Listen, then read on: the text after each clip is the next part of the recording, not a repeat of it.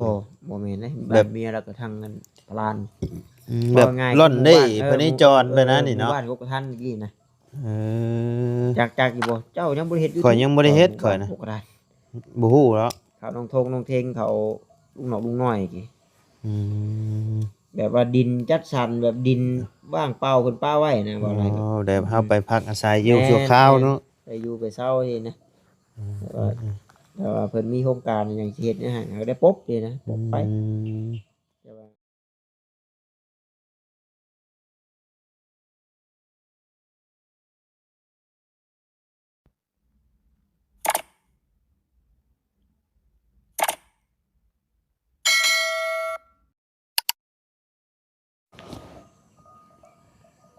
เนาะพี่น้องเอ้ยเปิดคลิปเปิดภาพมาตอนนี้นะครับหลังจากที่แล้วเวียกแล้วงานทางเฮือนทางซานเนาะพี่น้องเอ้ยก็มาสู่เวียกสู่งานต่อเนาะพี่น้องเอ้ยผู้ไปแล้วก็ไปผู้อยู่ก็สู่ต่อเนาะพี่น้องเอ้ยมื้อนี้ก็มาหาทางน้องน้อยเพิ่นเนาะพี่น้องเอ้ยมาอัปเดตเบิ่งเฮือนซานของน้องน้อยเพิ่นก่อนพี่น้องเอ้ยไปฮอดไสแล้วเนาะเพราะว่าบ่ได้มานี่ก็โอ้ถือว่าโดนเติบได้พี่น้องเอ้ยเนาะ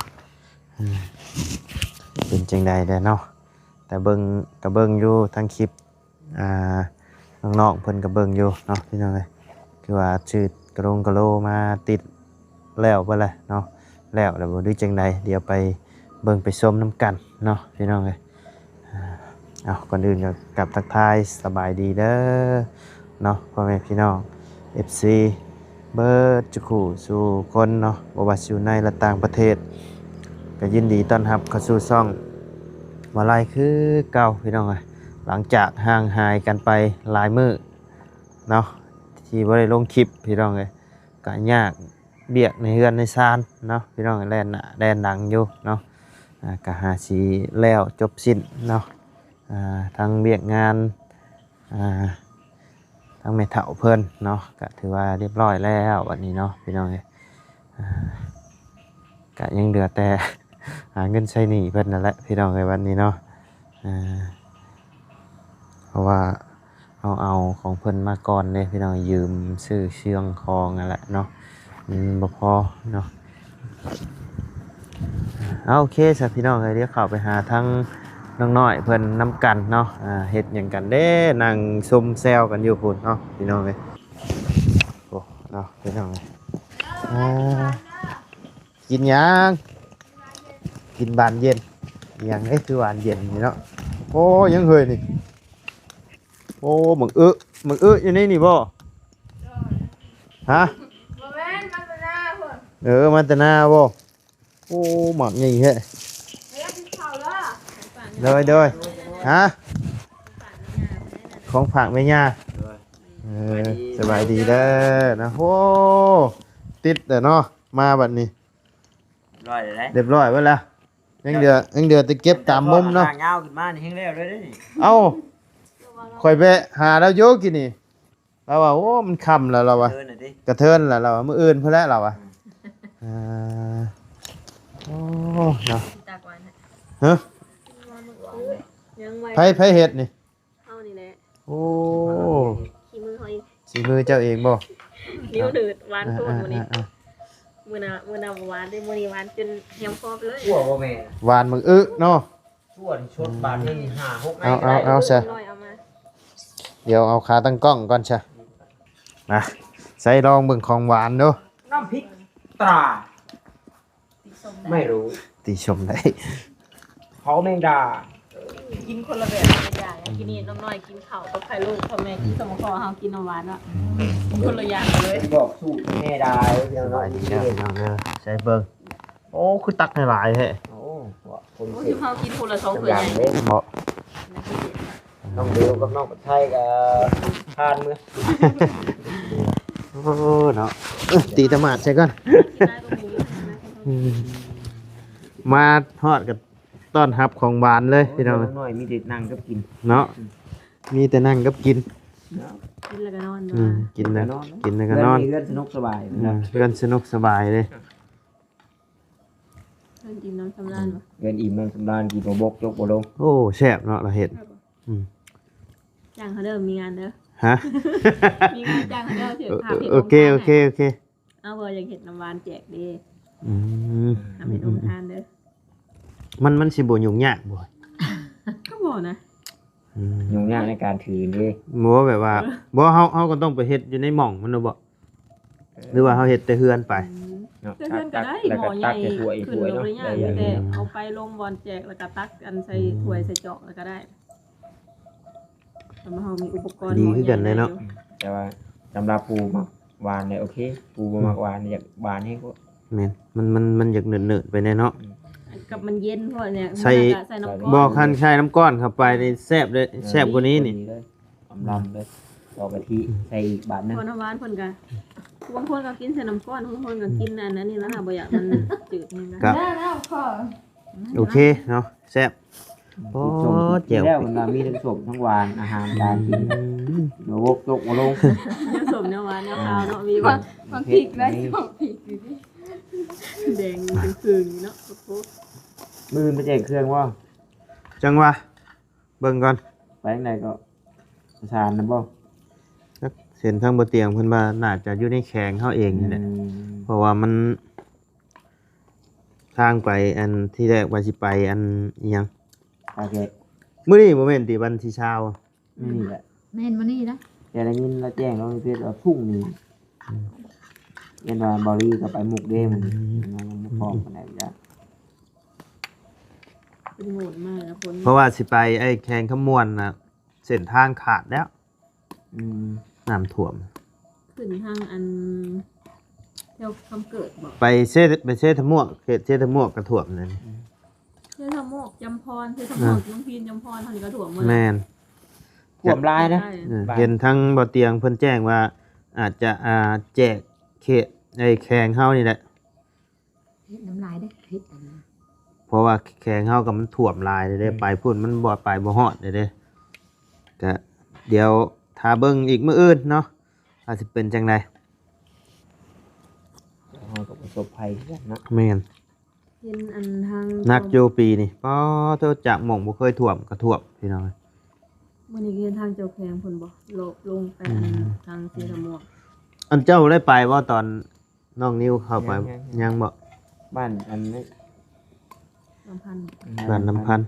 มันเป็นบ้านห้างจ้ะ มันเขตซุยอยู่แล้วแถวนั้นเนาะ คนคือคน น้ำลงไปซุย บ้านแม่ยาน้อย บ้านแม่ย่าเจ้าบ่ แถวบ้านลำพันธ์บ้านสุข ๆห้องเลย งงเลยดิ แต่เคยมีแต่มียาที่บ้าน เยอะมีหยาได้แท้ ยาเป็นมีลูกชายกี่ย่าอันนี้น่ะของน้องบี้ตุยได้นี่นะ ตุยแล้วบ่ โอ้ยอย่าไป อันนี้ก็มื้ออันแจกข้าวน้ำไม่เท่าละ อืม ฝนตกพอดีหาเป็นง่าย บ่ คนเหยียบหัวรูปลงกี่ตม เดี๋ยวมันรุด อยู่ตำบลหนอง มันดุดแช่ข้าวสารไว้นี่ แม่นอันนี้น่ะมันรุดง่ายๆเลย แต่ว่าของข่อยมันบ่ได้ดุดได้ของข่อยมันบ่ได้คือของเจ้าได้มันแกะบ่ได้ได้ นี่ บ่แบบข่อยทูนะข่อยดึงธงเนี่ยนี่นะมันรุดเนี่ยนี่แบบนี้ ฉันแล้วไปหา เออ กับน้อยๆกัน เออ ไปหาเฮ็ดกับน้อยๆก็ดึงชายธงแค่เลย มันดึงชายธงเลยมันรุดแต่ว่ามันสิแน่นกว่าตัวนี้มันสิแน่นกว่าของเจ้าเลย แม่นๆนะ แกะบ่ ดุ ได้ ด แต่ว่ามันสั่นเฉย อ่า ๆนี่ แต่ว่ารุ่นของเจ้านี่ข่อยเอาของหนวดมาใส่ตกก็ได้เที่ยวจะตก อืม เอาแล้วป่าวะรุ่นนี้มันสิแน่นกว่าอยู่ อันนั้นมันเป็นเหล็กดูดเนาะมันแกะออกได้ อันนี้กับตัวนี้ตัว แม่นเอาอยากบ่อยากให้เห็นไหมหั่นนะ อืม หนีบไว้ข้างในเอาเป็นเล็กดูด แต่บาเสือนามันก็บ่อยากจูบปานใด แล้วเนาะ อืม ลึกเลยดับแล้วหน่อย ดูดบ่เฮ้ย โอ้ฮะเอ้าเนาะดับเลยบัดนี้เจ้าขอติดไม้ให้นั่นผู้ใดเจ้ากล้าหยอกนั่นมาไอ้ขอติดไม้เลยจ้ะนี่เดี๋ยวหูได้เอาขึ้นไปทั้งเชฟโอดได้ บ่มันสิเนี่ยแกะหนีบในนี่แล้วเป็นหยัง โอ้มนเจ็บได้ตัวละ เจ็บบ่ เจ็บตัวนี้บ่ได้เจ็บได้ นี่มันเจ็บเนาะ บ่ไม่เจ็บมาหน่อยนะ เคยมี ลองดูหน่อย ตั้งเป็นเหล็กดูดนี่แบบบ่อยากเจาะหูแต่ ลองดูหน่อย หลายหูเลย ได้เว้ยมันติดเดียวมัน คือว่าได้เพิ่นมีเหลืองได้ อืม อืม ยันมันหนีบ โทรศัพท์ให้ มันก็ติดแล้ว ของกันเลย ของเจ้าแล้วใช่ไหมพอสร้างบ่มาเนาะมื้อนี้เนาะ 3 มื้อแล้ว 3 มื้อเลย ฝนตกบ่ เป็นยังคือบ่มา ข้าวเห็ดของบ่ กินนี่เข้าไปถ่ายน้องลักกี้เพิ่นอยู่หน่อยหนึงก็บ่ได้ถ่ายลงใน YouTube หรอกพี่น้องก็ถ่ายลงส่งให้ทั้งแม่จอยเพิ่นชื่อทั้งแม่จอยเพิ่นอยากเห็นก็เลยไปถ่ายส่งให้แม่จอยเพิ่นเพราะว่าถ่ายเด็กน้อยบ่หลายบ่กล้าถ่ายพี่น้องเอ้ยคุมื้อนี้นะ ญาติผิดกฎชุมชนถ่ายเด็กน้อยเด้ชวนนายมันอยากเดืองอยากแดงด้วยปิดคอมเมนต์อีก โดยขอบใจเด้อ เนี่ย เครื่องนะได้เลย เครื่องตัวเฮาจังเนาะแม่นบ่ เครื่องยังเลย ไปแจ้งดิบมา มีแต่โทรแล้วบินไปแจ้งเองเนาะ น้องเวตาก็มีจัก น้องเบลตาเครื่องยังเลย ว่าเครื่องฝากมาให้น้องน้อย เอาเลย มันจะทาย จะควรสิได้อย่างแล้ว อย่าลืมแบงนี่เด้อครับ ส่งเสื้อ นะ แม่นบ่ได้ส่งเสือดิ จาน้ำบ่ เอามันใส่ได้เอาแล้วเนาะ คือผู้หญิง ฮะ คือผู้หญิง ทำให้เมียใส่ เอามือให้เมีย อย่าเบิ่งกัน เมียข่อยก็ใช้ได้กัน เมียข่อยก็ใส่ได้คือกัน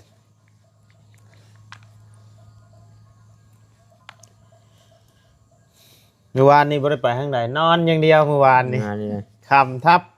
ลง ว่า ไป กัน หาน อนวัน ลงไปหาน้องขายก้อยหวาน น้องไข่กอยอยู่ใช่ สวรรค์ สวรรค์พวก เจ็ดเอาวอลี่ไปเด้เขาน้องนิวไป คนไหน นี่หน้าปกเสือนี่หน่อยนะ ใช่ป่ะ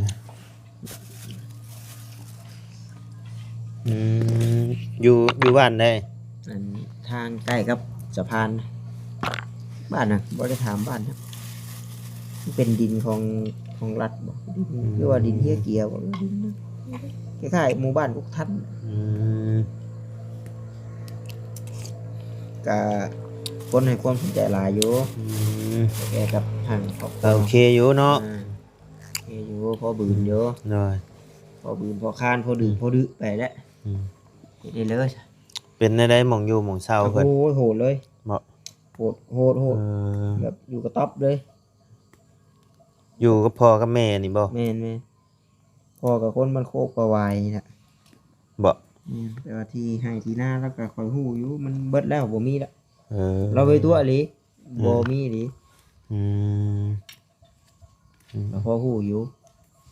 ถ้าเรากับบนี่ชักเซ่พอนี้จอดไปอยู่พุ่นแหละ เออ เพราะว่าขายเด้ขายผัวพ่อผัวแม่กับพ่อแม่ก็เสียไปแล้ว เออ ให้หน้าตาตมก็เรียบร้อยไปแล้ว อืมอืม แค่นี้แต่มันมีทีให้เช่าหรอ หน่อย ถามมาอยากมาบ่บ้านเจ้าของก็อยากมาแต่มากับบ่มีบ่อนอยู่เด้ที่ดินที่ดอนเฮา มี ก็ แต่ บ่ ไป มีนะ มี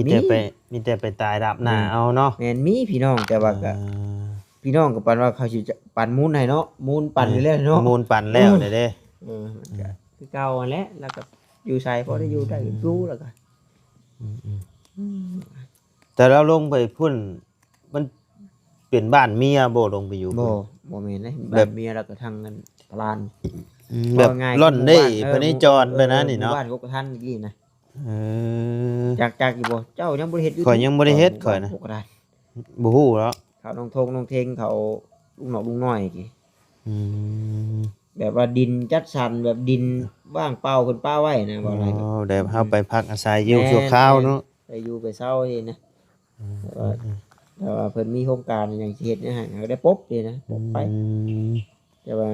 เพิ่นให้เจ้าอยู่ได้ปลูกหัน อ่า ปลูกนี่ได้ทำมาหากินได้ แต่ว่าห้ามตัดไม้ อืม เพิ่นบ่ให้ตัดไม้ทำลายป่า อยู่แถวลัก บ่ได้ว่ารักแหละทางลงบนสะพานรถ ทางเวสะพานเลย มีป้ายอันว่าวัดหั่นแล้วก็แวะผ่านรถ หม่องวงเวียนเนาะ เลยหรือมันแต่มันอยู่ในเส้นลงไปสะพานขวามไทยลาวเลย ออ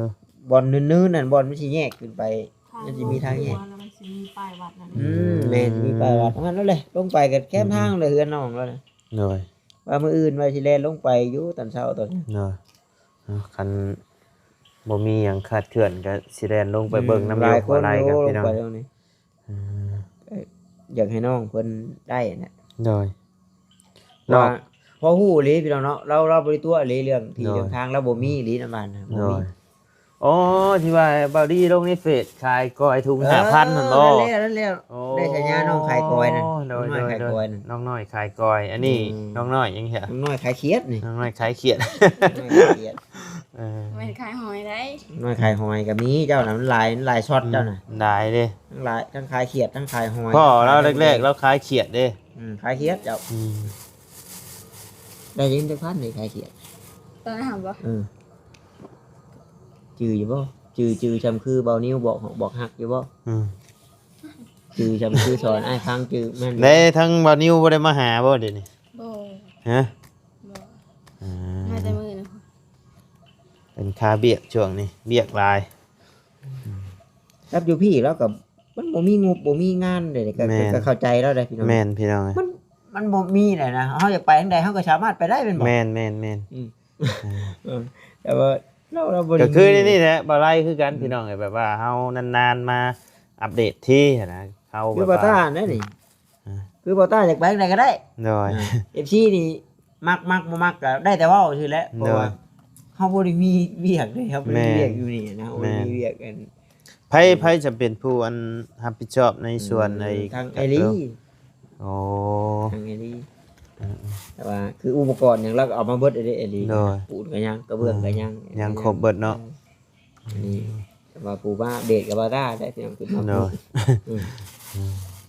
บ่มีทางไปคือบ่ตาว่า ฝนตกได้พี่น้องในช่วงนี้ไปใช้ก็โอ้ เนาะ คิดง้อน้ำผ้า แต่ว่า น้ำฝน มันตกลายอะไรก็เฮาก็บ่อยากให้น้องเพิ่นแข็งมานะ แม่น เฮาก็ขี้ง้อทีนะ เฮาผู้มากก็ลำบาก เนาะ อีก เพื่อขึ้นฮอดติ แม่นคิดง้อทางออกบ้านเคยเว้นง่ายได้บ่ตะ คือเห็นแล้วบนนู่นนั่นก็ช่องสีส โอ้ มบัติท่าย ย บ้า เมิน นครัวซะ เจือกใช่เจือกครัว บ่เทือนสแตลก็แฮะ เฮงนักหม่องบัดน่ะ โอ้โห จน เออ แบบว่าออกมาแล้วขี้ข้านเข่านะคันเข่าอะไรขี้ข้านออก ทางอ้ายเพิ่นว่าเคยบอกบ่ไล่ถ่ายรูปวัดรูปหยังแม่นบ่ แม่น จะถ่ายบ่ ถ่ายแล้ว เพิ่นเว้าอยู่มื้อนั้นเนาะบอกบ่ไล่ถ่ายรูปวัดอยู่เพิ่นน่ะ อ๋อ บางทีแบบมีงบมีหยังซอยนะ โดย อย่าง โอ้อ้ายผู้นี้บ่ที่ อ้ายยา อ๋อโดย เพิ่นก็เว้าอยู่ เนาะ แต่ว่าเรื่องซอยก็มันก็เพิ่นก็หลายคนนั่นแหละนะ เนาะ แต่ว่ายันว่ามีผู้ซอยว่าน้ำมัน เนาะ ในว่าพี่เนาะมันของรวมทั่วไป แม่น นะ ทั้งว่าไล่ให้ทั้งอันอีหยังแหละผู้ที่อีหยัง บ้านเฮาเอิ้นศิลวัตรบ่ แม่นให้ทั้งศิริวัตรเพิ่นเขียนอีหยังและสิเฮ็ดหยังหั่นนะ อืม เนี่ยสิส่งให้อ้ายเพิ่นอยู่อ้ายเราบอกอยู่เนาะ ว่า แต่ว่าตามที่บ่ไล่ฮู้มาก็ตอนนี้ก็สิเฮ็ดกำแพงวัดเนาะ อืม กับประตูโค้งหลักๆก็เพราะว่าคือเห็นนั่นแหละจะไปก็ผู้ใดบ่ฮู้นี่แม่นบ่ฮู้ว่าเป็นวัดครับมันบ่มีหยังมันบ่มีแบบว่า บ่มีเอกลักษณ์หยังเล บ่ ย มี เนาะ เอกลักษณ์ที่ว่าสิให้เฮาฮู้ว่าเป็นวัดหันนะ บ่มีฮอดป้ายบ่มีหยังเลย บ่มีป้ายบ่มีหยังเลยอะ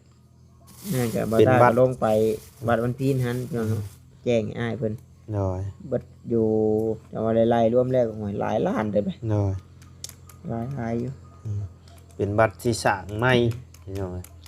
คือเรื่องวัดนี่มันต้องใช้เวลา แม่น มันเพิ่นก็อาศัยแพร่กันหลายคน โดย แล้วก็บัดนี้จำนวนเงินบ่แม่นสิว่าดำน้อยนะ โดย หลายเลยเนาะ แม่น บ้านนะคะเพิ่นบูรณะไม้ตะกี้เพิ่นเอาไม้เฮ็ดแล้วปวกกินแล้วเพิ่นเลยมางไม้ลงมาเลยเพิ่นคงหลังคาเล็กเพิ่นก็เบิ่งไม้ หลายอยู่เนาะ แล้วก็บอกอยู่แบบอยากให้ว่าไล่ไปทายเป็นโรงเรียนที่ว่าอนาถาแบบเล็กน้อยอหยังหั้นนะที่ขาดเคินหั้นนะ บางทีเพิ่นช่วยได้เพิ่น แม่น เพิ่นก็อาศัยหลายคนคือเพิ่นเว้า แล้วก็บอกอยู่ เบิ่งเพิ่นว่า คือว่าเราสิมาเดือนหน้านี่บ่ ได้ยินเว้าประมาณนั้นแหละ เราว่าสิมาเดือนหน้านี่บ่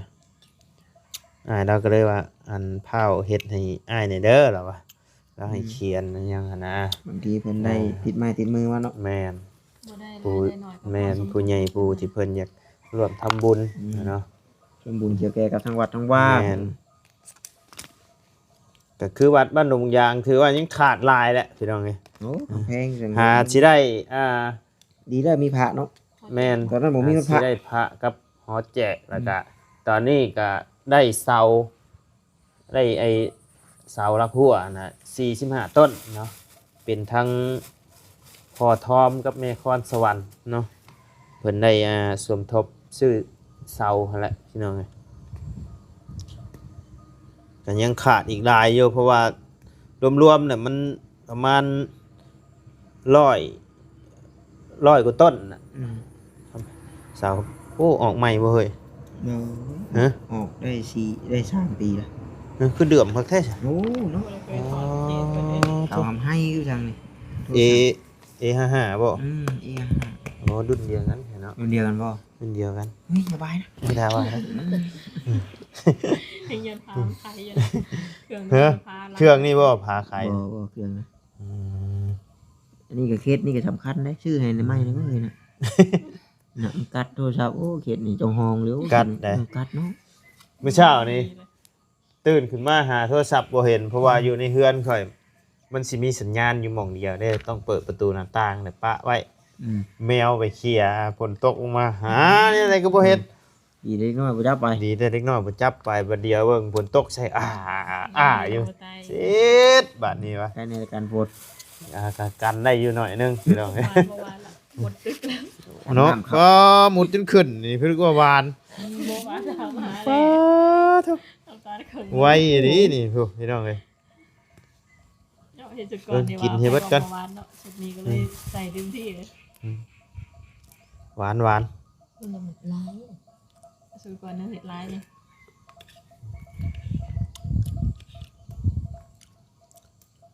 สมกินหวานปนเข้าไปอะ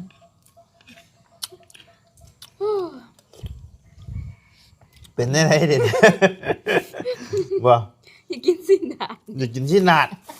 บรร โอ้ ยากาศมัน โห ได้ จริงๆก็ คือว่าได้กินเรื่อยอยู่ พากันพูดสิพัน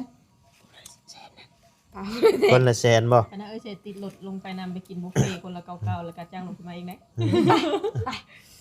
ลอยหรือบ่ ไปเช่าห้องนอนอยู่พุ่นนั่นแหละ ไป ตอนเช้าก็ มีโปรได้ช่วงหน้าฝน กูได้เนาะไปกินให้หัวไอ้แฉบ โอ้กินเต็มที่แล้วบุฟเฟ่ต์เนาะอยู่ในซีโน่น่ะ มีบ่อยู่ในชโนนี่ ร้านนิคอนเด้ตัวหันเปิดใหม่ปีนี้นะชื่อห้านอันที่ผ่านเนี่ยเขาเลื่อนมาแต่ หัวละ99บ่ ปกตินะ130ปลายนี่แหละ แต่ว่ามันมีโปรเป็นบางมื้อนะ โบมือเดียว ต้องทำมื้อ ว่า130ปลายก็พอกินอยู่มันมีครบเบิดบ่ มันมีผมมัน กุ้งปูหอยมีครบเบิด มีผมนะฮะแต่เรื่องของเรื่องสิทันบ่ทันบ่อยากได้เพราะว่า เอาแหละ ขึ้นอันนั้นแค่ช่วง บ่จังไดก็ยาคันอยู่ในหัวละแสนชามนี่ก็ ดีมั้ย โอเคหั่นนะโอ้จักมื้อก่อนพาเมียไปกินเมียจม อยู่หน้านิคอนฮะ ตั้งแต่มาแต่กรุงเทพยังบ่เคยพาเมียไปกินบุฟเฟ่ต์มันหาบ่ได้เว้ยหยังบ่ฮู้หม่อง ส่วนร้านเรามีแต่ห้านเป็นขีด แม่ ห้านเดียวเลยจะเป็นบุฟเฟ่ต์ใช่เนาะ มีแต่ห้านชิ้นดาดเอียงหั่นนะแบบเฮาสั่งมาเป็นชุดเนี่ยนะเจ้ากินเจ้าสั่ง เป็นขีดอย่างเดียวขีดหนึ่ง20กว่าพัน บัดนี้เจ้าสิกินกุ้งเต็มที่เจ้าก็บ่มีเขาใช้มาเทื่อละ2-3โตนั่นน่ะเนาะ จากว่าเขาใจายเพิ่มตั้งหาก อืม แล้วมันแพงมันนี่ มันแพง คันบุฟเฟ่ต์นั่นน่ะโอเค คือ อยู่ ชวันนาลายยกเป็นบุฟเฟ่ต์แต่มันก็ใกล้เซโนผัดมีหันเดียวนี่แหละ เต็มกูมือเลย สั่ เนาะ งแต่ว่าบ่กินลีก็บ่พอปานใดนะบ่อะไร มันก็ว่าเต็มที่ไผมันแหละ แม่นค่อยลักๆข่อยเป็นกุ้งด้วยข่อย เขาเห็นน้องไผ่เฮา ให้กินหอยแครง หอยแครง ผู้จะหอยแข้งต้องเป็นลงสวรรค์เลย กุ้งกับหอยแครงแล้วก็ เอาไม่น้อยจนโตหาผู้ใหญ่ได้ อาหารทะเลถ้าเว่าง่ายๆไปกินหมูกระทะอยู่หักหมูชอบไปแตะได้ อยู่สวรรค์นี่กุ้งนี่โตเฮาปกตินี่ ตัวอยู่สวรรค์น่ะ180 ลอยเลยเด้อ 187นี่แหละครบเบิดเพื่อนน่ะกะแพงหลายกว่าเซโนอีกมันเป็นหันใหญ่ ยอมรับว่า ไปสวรรค์ไปบ่ฮอดแล้วคันเซโนน่าจะพาเมียไปฮอดอยู่ เซโนหนักกว่าขู่มันบริกว้างที่คุณเนาะมันมีดำเนาะ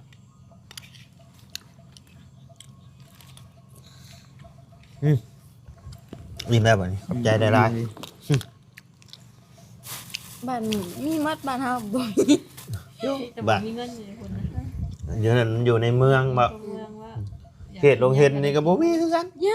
อันนั้นก็เมืองก็แล้วเราเห็น มี แต่ที่ดาดดงเห็นบ่มีบ่ ก็ว่า ห้านสิ้นดาดสิได้มันบ่แม่นห้านบุฟเฟ่ต์ บุฟเฟ่ต์ทานเขาจัดมาให้ แม่น มันบ่คืออยู่พุ่นว่า แม่น เขาเลือกเอาเองพอแต่ว่าเขาติดเป็นขีด อืม เอาน้ำหั่นพอใจน้ำหั่นอื่นก็เขาเลือกเองได้หมดแต่ว่าเขาติดเป็นขีด แต่ว่าคักแบบกินแบบเต็มที่ดีสวรรค์เลยคักนี่แต่ว่าช่างจอยกุ้งก็กินบ่กุ้ง ตัวกินบ่ได้หลายเองเนาะตัวแต่สะออนว่ากุ้งหลายแต่ว่าอิ่มเลยได้ซะก็กินได้สำตัวกินหั่นแหละ แต่หัวละ200,000ก็ยังพอกินนะคำแบบว่ามันมีกุ้งมีหยังนะ กุ้งหอยปูปลา อยากอยู่อยากจักมื้อก่อนเบิ่งเงินเบิ่งคำกันช่วงนี้กรอบแห้งช่วงนี้ เป็นชีวิตใหม่อะบ่ โอ้ น้ำหั่นพอดีมีแต่ข้าวเจ้าเฮ็ดเป็น ข่อยมาเจอแล้วนี่ข่อยฮู้เลยว่าตายป้าแบบหายใจ ปวดทั่วท้องเลยอ่ะ บอก ก็ เงาบ่ จิกมาหน่อยนึงก็เฮาหั่นนะ อืม ซ้ำนี่ก็เฮาหั่นนะ นี่ มันเด้อป้าโทษเขาว่าเคยเห็นได้แบบว่าแม่นงานอยู่ใน เฮาไปช่วยหมูเนาะ แม่นเฮาไปซอยหมูแบบนี้เจอตัวเองก็ป้าโทษป้อไปเอาบังหินใช่ หยับกรอบด้วย นี่บ่รู้เนาะ ดีแต่บุรงท้องน่ะ เอาเลย ไม่ได้เลยนะจนแต่เพิ่นเอาปลา เนาะ ตัวบ่มีโต่งน้ำเพิ่นเนาะเพิ่นเอา ได้แล้วข่อยบ่ได้ใกล้ฮอดหน้า เห็นอาจารย์ไปเอามื้อเช้านี่ก็ซ้ำใหญ่หนึงว่า ได้ดี ลงเพื่อนเอาลูก มันลงโต่งเพิ่นเด้ เฮ็ดได้สิได้อะไร กล้องอันนี้บ่ คงนี้เอากันน้ำกันหยังมันก็ เอาเฮาติดในหมวกอหยังก็ได้เด้ แม่นอยู่ในใจนั่นมันเฮามีครบน่ะดีบ่สถานการณ์นี่เอาตัวนี้สถานการณ์นี้เอาตัวนี้นะ แม่น มันตอบโจทย์ได้คนละอย่างได้ตัวนี้ แม่น ยามโชคโซนแบบยามไปแจกเครื่องแจกของถือลุยน้ำลุยหยัง แม่น ตกน้ำตกได้บ่เป็นหยังบ่นี่ กัน บ่โทรนับเสี่ยงได้ ฝนตกเฮาก็สามารถถ่ายได้เด้ เฮาชกกึบสิหัวเฮาถือเลยบัดเห็นเบิดเลยประตูนี่310องศาเนาะย่างโยกบ่เคยเห็น ถ้าได้เฮ้ยราคา แต่แพงอยู่ดิเอ้ย เท่าไหร่ 20,000ปลายพุ่น 20,000ปลาย อืม ได้อยู่ว่า มีวาสนาได้นำเพิ่นอยู่บ่เนาะใช้เบิ่งด้วย อาชาโดดน้ำแล้วก็ได้ อ้าวโดดสิเป็นหยังเขาถือโดด โดดน้ำจะเอาเซล เอาโป่ โอ้ โอ้ยอย่าคิดดีนะ ครับอยู่ จ้าง เนาะ ไป คือสิบ่ได้หยังนำหมู่ง่ายดอกช่วงนี้หาเงินใช้หนี้กัน คือโทรศัพท์นี่เฮาก็ใช้แบบนี่แหละมันไวแต่ว่าถามว่าเฮาไปตัวเดียวเฮาบ่ได้รีบสินะเฮา แม่น บ่ได้ขับขันแล้วเฮาต้องการแบบ ให้มันได้ ตัวนี้มันตอบโจทย์กว่าเนอะ ให้มันได้แบบอัตรสกว่าที่นะมันลุยได้เต็มที่นะ แม่น มันคัก